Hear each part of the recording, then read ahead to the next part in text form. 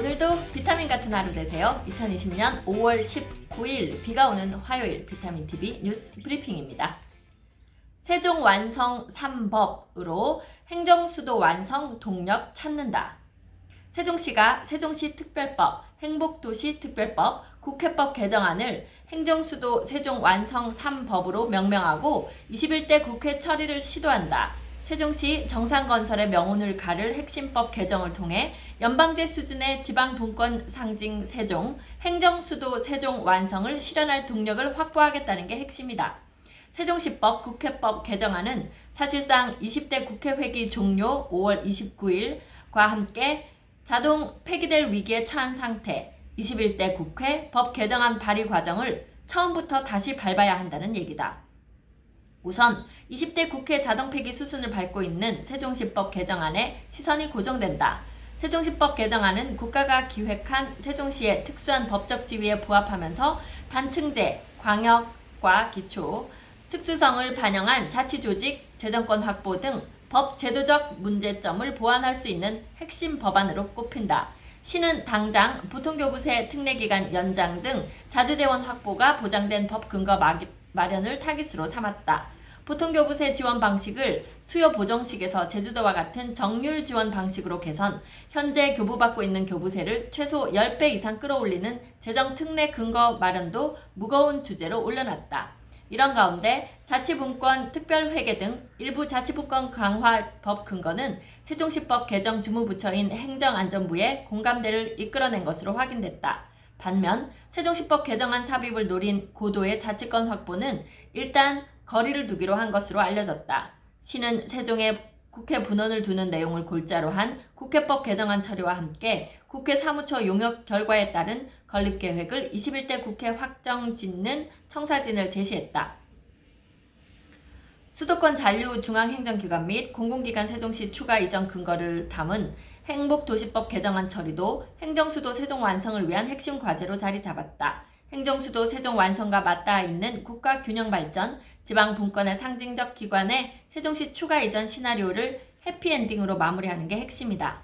이춘희 시장은 세종시가 명실상부한 행정수도로 거듭나기 위해선 국회법, 세종시법, 행복도시법 개정이 절실하다며 앞으로 시정 주요 현안과 21대 총선 당선인의 공약사항을 연계해 실행력을 확보하는 데 힘을 모을 것이라고 말했다.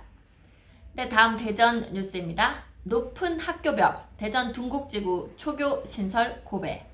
대전 국제과학비즈니스벨트 내 둥곡지구 초등학교 신설이 중앙투자심사회 이하 중투심의 벽을 넘지 못했다. 대전시 교육청은 유보지 개발로 인한 추가 수용 세대수를 반영해 제도전에 나선다는 방침이다.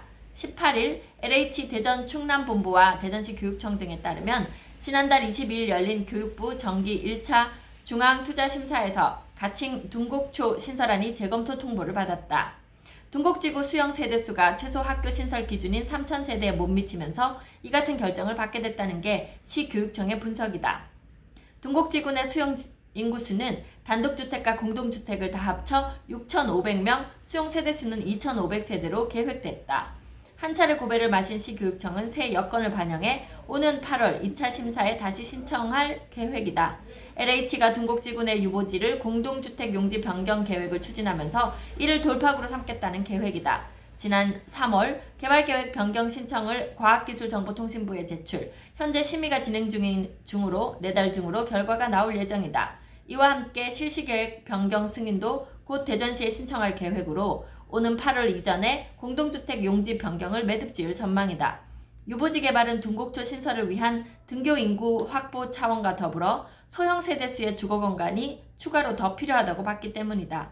시 교육청 관계자는 중투심에서 첫 판단 기준이 개발 세대수를 따져 타당성을 판단하다 보니 현재 기준에서는 세대수가 많이 부족한 게 사실이라며 2차 심사 이전에 유보지 개발 계획이 승인될 것으로 보이면서 두 번째 심의 때는 이 같은 여건이 반영돼서 좋은 결과가 나올 수 있도록 최선을 다해 준비할 것이라고 말했다. 네, 둥곡지구 얼마 전에 서안이다음 분양이 있었던 그 지구입니다. 유성구에서 세종시로 조금 오다 보면 있는 중간쯤에 위치한 지구죠. 네, 여러분 슬세권이라는 말 아세요? 슬리퍼를 신고 갈 수 있는 어떤 상가, 상권을 말하는데요. 이 슬세권에 관련된 슬세권에 대한 요구는 제가 이제 그 신혼부부들이 집을 찾을 때 그것들을 좀 따지시는 경우를 봤거든요. 최근 코로나 여파로 이 슬세권 훨씬 더 좀 인기가 많아진 그런 기분이 드는데요. 그것에 관련된 짧은 뉴스 읽어보겠습니다. 슬리퍼로 정하는 활동 반경. 코로나19 이하 코로나 사태로 지역 유통업계에서 슬세권, 슬리퍼 더하기 세권이라는 말로 슬세권이 주목받고 있다. 최근 이태원발 재확산처럼 안정기에 완전히 접어들지 못한 소비재 시장에서 소비자들은 가까운 곳에서부터 지출을 늘리고 있기 때문이다. 전체 카페 결제 건수는 지난 2월 셋째 주 이후 급속히 감소하다 3월 셋째 주 들어 다시 증가세를 보이고 있다. 이 중 소규모 매장의 성장세가 두드러졌다. 원인은 지리적 접근성과 이용객이 적을 것이라는 인식 때문으로 분석된다.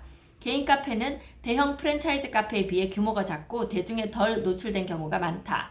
지역에서도 비단 아파트 단지뿐 아니라 주택가에서도 슬세권은 점차 확산되고 있다. 코로나 여파에 외출을 자제하는 집돌이, 집순이들이 늘면서 새로운 소비 문화를 양산 가속화되고 있다. 특히 사람들이 집에 거주하는 시간이 늘면서 공동주택단지 인근에 형성된 동네 정육점, 동네 슈퍼 등에서는 몇 달 사이 매출이 늘었다. 지역 유통업계 관계자는 밀레니엄 세대와 요즘 소비자들은 가까운 거리 내에서 필요한 것들을 한 번에 해결할 수 있는 상황을 선호한다며 올해도 편리성이 대두되고 있는 만큼 앞으로 슬세권 트렌드는 계속 이어질 전망이라고 말했다. 네, 이런 그 사태를 맞다 보니 오히려 대형마트보다는 가까운 슈퍼를 이용하는 경우가 훨씬 더 많아졌죠. 저도 지금 좀 그런 편인데요. 조금 이 세상이 어떤 변화의 시대를 맞이하고 있다 이런 생각이 들긴 합니다. 네, 다음은요. 대전 지식산업센터 정식 개소 움직임 재개. 코로나19로 제동이 걸렸던 대전 동구 대동의 대전 지식산업센터가 정식 개소를 위해 움직이고 있다. 이와 함께 최근 대전 역세권 지구의 혁신도시 지정과 함께 지식첨단산업단지 조성 계획이 나오면서 역세권을 중심으로 한 중소기업 및 지식산업 집적화의 구심점이 될 것이란 기대감이 높아진다. 18일 대전시에 따르면 시는 대전 지식산업센터 내 12개 업체의 입주 승인을 완료했다. 이어 오는 7월 정식 개소를 목표로 사업 정상 추진을 진행할 계획이다. 지식산업센터는 중소기업들에게 입주 공간과 각종 지원시설 및 편의시설을 제공하는 아파트형 공장이다. 시는 2017년 착공을 시작으로 지난 3월 준공을 계획했지만 지난 2월부터 지역 내 코로나 사태가 본격화되면서 준공 및 개소식을 개최하지 못했다. 이로 인해 지난해 12월 입주기업 모집 이후 약 80%의 입주기업 선정이 완료됐음에도 불구하고 이들의 실제 입주도 불가피하게 지연된 상황이다. 현재 지식산업센터 입주 승인이 완료된 12개의 기업 중 전문과학 및 기술 서비스업이 절반 이상을 차지하고 있다. 시는 코로나 사태로 인해 지식산업센터가 미뤄졌을 뿐 그동안의 기업 유치와 행정 절차는 정상적으로 진행돼 온 만큼 정식 개소와 함께 곧바로 재기능에 착수할 것이라고 설명한다.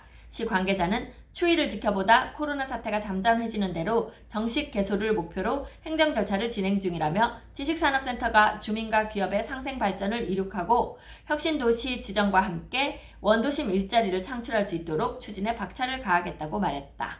네, 다음은요. 뜨거운 판교, 잠실 집값 넘었다. 서울 강남권이 최정점에 위치했던 전통적인 집값 서열이 바뀔 조짐이 보이고 있다. 경기 성남 판교 신도시 대장주로 꼽히는 판교 푸르지오 그랑블 대형 면적 실거래가가 잠실 대표 단지 중 한 곳인 잠실 렐스 실거래가를 넘어선 것이다. 지난해까지는 강남 직주 근접이 가능한 잠실 아파트 시세가 판교에 밀린 적이 없었다. 하지만 NC소프트, 카카오 등 유력 정보통신 기술 기업이 몰리는 판교 일자리 질이 강남을 능가하면서 선호단지는 강남 집값을 따라잡은 것으로 분석된다. 판교 신도시 외에도 수원 광교 신도시, 화성 동탄 신도시 등 든든한 대기업 배후 수요를 갖춘 수도권 신도시 집값이 최근 주춤한 서울 강남 마용성 입지를 위협하고 있는 분위기다. 지난 15일 판교 푸르지오 그랑블 전용 면적 117.51제곱미터 매물은 24억 500만 원에 실거래됐다. 반면 이달 초 잠실 헬스 전용 119.93제곱미터 매물은 21억 9천만 원에 팔려 직전 거래인 지난달 4월 물건에 비해 2억 원가량 떨어졌다.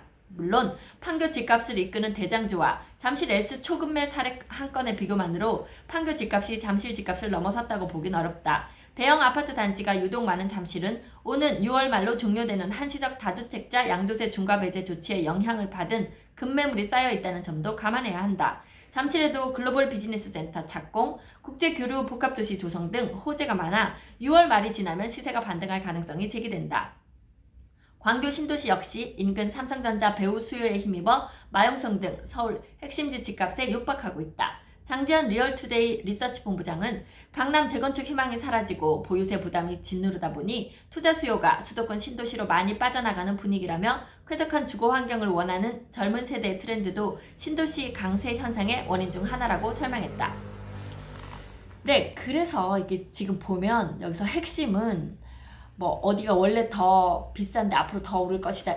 이것보다는 지금 어떤 좋은 직장이 있느냐, 그리고 그 주변이 얼마나 살기에 쾌적하냐, 이게 사실 핵심이라고 보이거든요. 그러니까 무조건 서울을 막 이렇게 규제해서 집값을 잡으려고 할 것이 아니라 좋은 기업들이, 좋은 일자리가 외부에, 지역에 그렇게 이제 자리 잡고 잘 기업할 수 있게 뒷받침을 해주면 그 주변이 자연히 좋게 조성이 된다는 거죠. 그러면 거기가 싼 집값으로 계속 있을 것이냐? 그건 아니라는 얘기입니다. 거기가 살기 좋아지면 거기 집값이 또 올라가요. 그러면 우리가 서울 집값을 막 두드려 때려잡아서 낮추려고 할 게 아니라 지방에 그런 좋은 곳을 계속 만들어 나가면서 이렇게 서로 좀 균형을 맞춰 나가는 것이 더 좋은 게 아닌가, 이런 생각 들거든요. 여러분, 지방에도 지역에 좋은 일자리를, 좋은 기업들을 많이 유치하고 그곳에서 기업할 수 있는 환경을 국가에서 좀 많이 만들어 주시기를 바랍니다. 네, 오늘 비타민TV 뉴스 브리핑은 여기까지 하겠습니다. 저는 미스터 홈즈 세종센터 박다영이었습니다. 감사합니다.